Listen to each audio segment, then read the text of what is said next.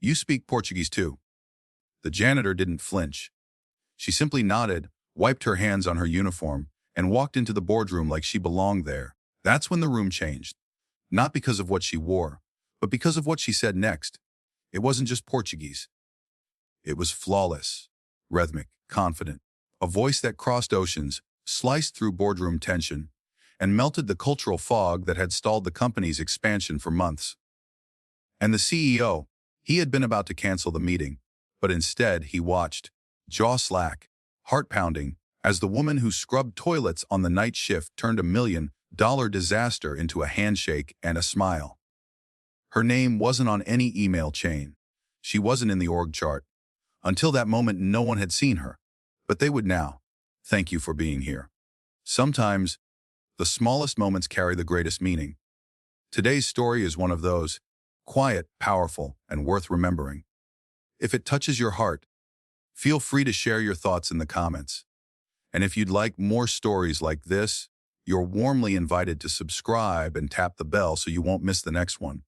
Now let's take a closer look at what really happened. People looked past her, but she never looked away. Most employees at Langston & Bell Global Logistics, headquartered in Houston, Texas, never noticed the janitorial staff. Not out of cruelty, just habit. They moved like shadows. After hours, after meetings, after the office lights dimmed and the espresso machines powered down. Cassandra Greene had worked the evening shift for nearly 13 years. Same Navy uniform, same silent cart with worn-out wheels. She arrived by 5:50 p.m., clocked in, tied her short locks into a tight bun, and got to work. Trash cans, baseboards, bathroom tile grout. No one asked about her life. No one ever wondered why she sometimes paused outside the closed-door conference rooms, as if listening. And certainly, no one imagined she could speak fluently in 9 languages. She didn't talk much, but she was always listening. That Monday morning, the CEO of Langston & Bell, Thomas Everett, was passing through the lobby with his usual laddie in one hand and a Bluetooth earpiece in the other. He was halfway into a call with the Frankfurt office when he heard something that made him stop mid-stride. Mandarin. Clear. Elegant. Not the broken, rushed kind you get from Google Translate or half-remembered college courses. It was native. He turned, instinctively expecting to see one of their international partners, maybe someone from the Beijing office arriving early. Instead, he saw her. There, near the touchscreen directory, stood Cassandra Greene, still in her janitor's uniform, talking to an elderly man in a windbreaker who looked both lost and profoundly relieved. She gestured calmly, using slow, confident Mandarin to point out the elevators and explain the security check-in. Everett froze. He had walked this lobby 1,000 times. He knew Cassandra's face, but he'd never heard her voice. Then she turned, and with no pause, greeted a delivery driver in rapid Spanish, signed for a package, and pivoted once more to a vendor struggling with mislabeled signage. French this time, effortless, smooth. 3 languages, 3 people. In less than 90 seconds, Thomas Everett had overseen language teams in Zurich, Singapore, and Sao Paulo. He'd paid 6-figure contracts for less fluency than what he just witnessed in a janitor's uniform. She didn't show off. She didn't even notice she had an audience. That made it all the more stunning. He stepped closer. "Excuse me."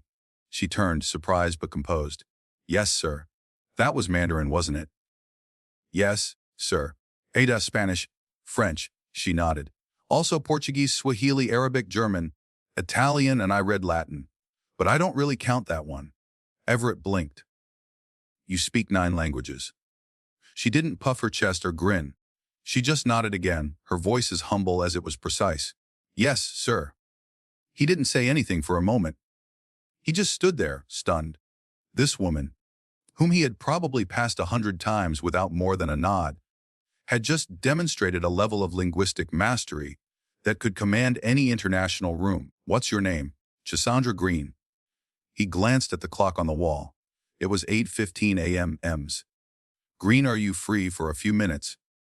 Her eyes narrowed. Not with fear, but the kind of wariness people carry when they're used to being underestimated. "I suppose I am," she said softly. He smiled. "Come with me." The two of them stepped into the elevator, CEO and janitor, side by side, and rode in silence to the 22nd floor. Cassandra had never been past the 8th. She looked at the marble walls, the leather scent, the gold-toned lighting fixtures that hummed with wealth.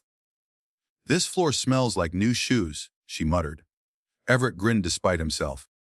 As they walked past reception, his executive assistant's jaw dropped. He didn't explain. Just opened his office and gestured for Cassandra to sit. "Would you like anything?" "Coffee. Tea." She shook her head. "I'm good. I just never thought I'd be in here." Everett sat across from her and leaned in. "Cassandra, I want to ask something, and I mean this sincerely. How does someone with your gifts end up here mopping floors?"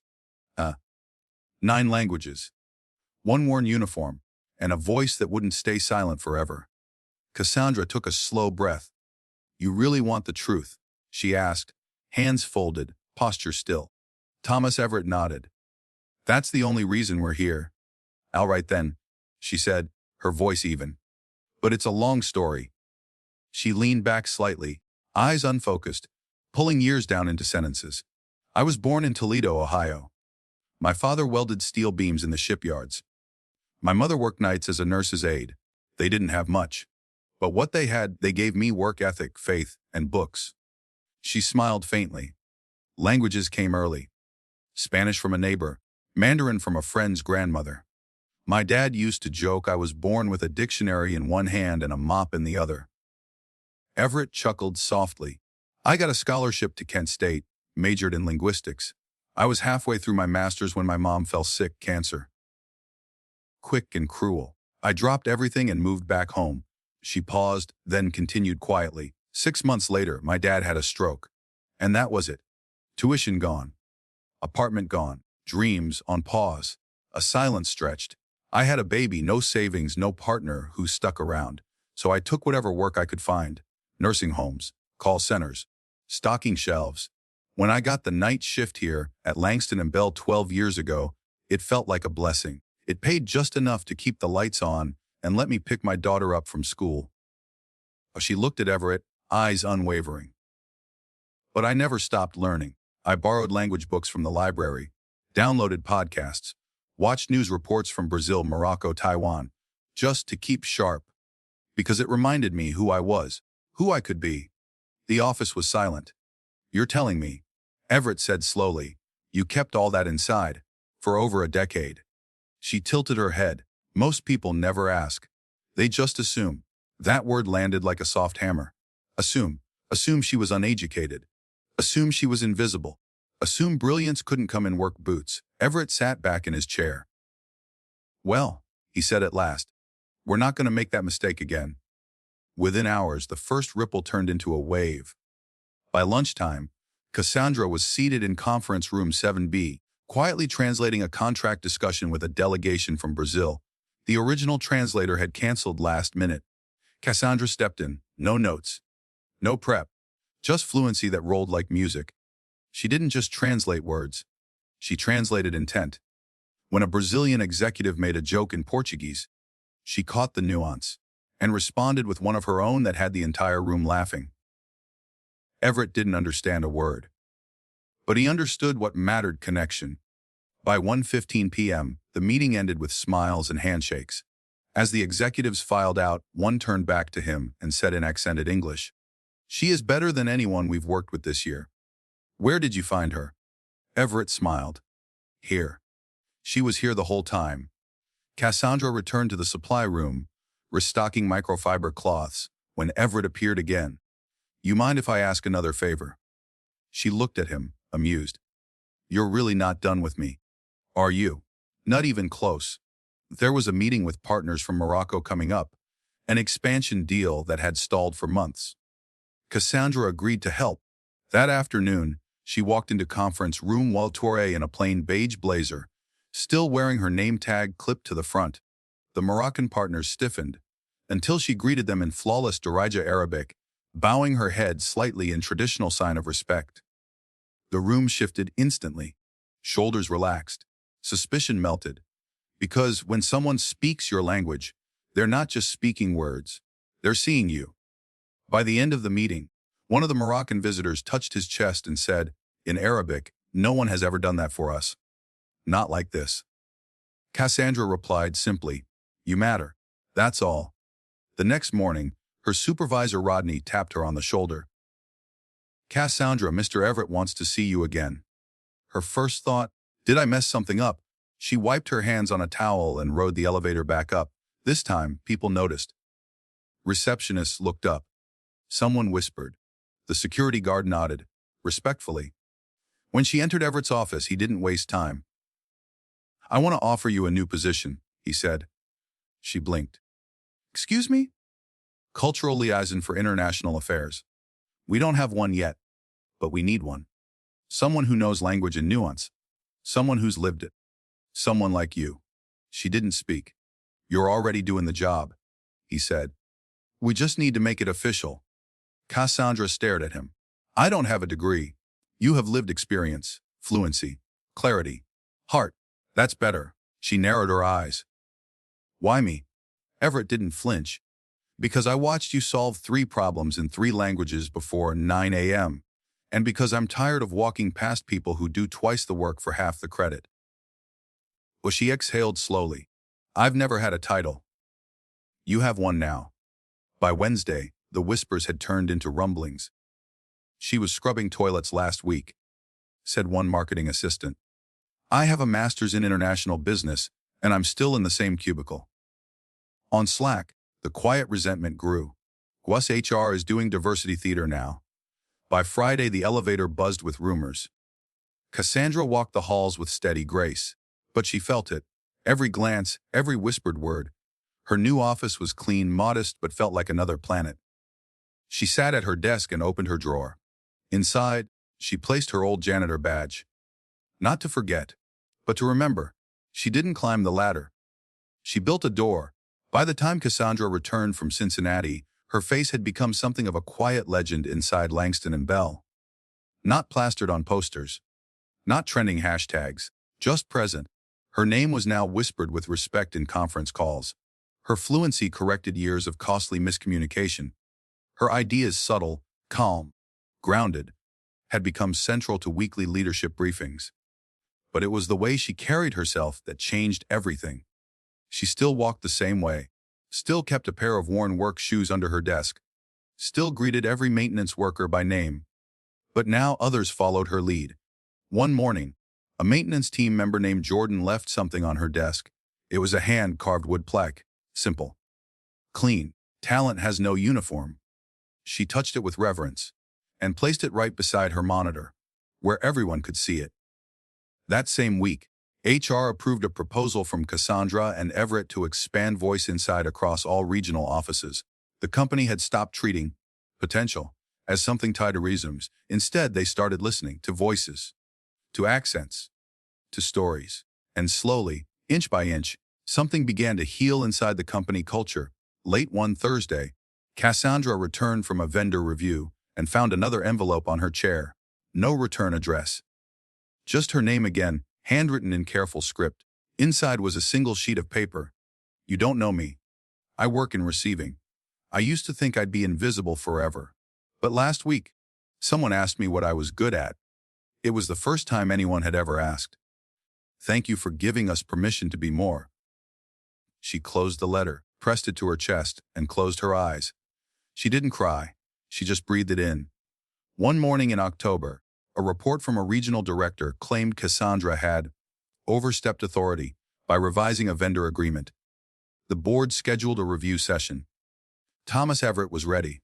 He stood in front of the senior panel, a folder in one hand and fire in his voice. She didn't overstep, he said. She saved the contract. And if we're questioning people for doing excellent work outside their title, maybe the problem isn't her title. Maybe it's ours. He walked out of that room without waiting for applause, and the inquiry was quietly closed. In January, Cassandra received an invitation to speak at a UN Language and Equity Forum in Washington, D.C. She almost didn't go. Too big, too formal, too far from who she thought she still was. But her daughter said, "Ma, if you don't go, how will they know what's possible?" So she went and told the truth. Not about promotion, not about titles, but about all the nights she walked home in silence. About teaching herself languages in the glow of a microwave light, about how nobody had to tell her she was worthy. She just needed one person to see it. The room gave her a standing ovation. And later, a woman from the Kenyan consulate pulled her aside and said, "You're not just a liaison. You're a mirror. You showed them who they're missing." That spring, Cassandra returned to the service floor. Just to visit, she wore jeans, a plain tee, but the staff recognized her instantly. Some hugged her, some nodded, some just smiled, and she spotted Rodney, her old supervisor, changing out a mop head. He looked up. "You slumming down here again?" She laughed. "Always." He smiled. "Place ain't been the same since you left." She walked the hallway slowly. When she passed the closet where she used to keep her cart, she stopped. Opened the door. It still smelled like lemon cleaner and dust. Inside was her old Navy uniform. Folded, bagged. Untouched. She didn't take it. But she left the door open, just in case someone else needed to see what a future could look like. Cassandra never asked for a spotlight. She didn't go viral. Didn't publish a memoir. She just kept showing up. Kept speaking the languages. Of culture, of dignity, of quiet confidence. And she changed a company by refusing to hide what made her whole.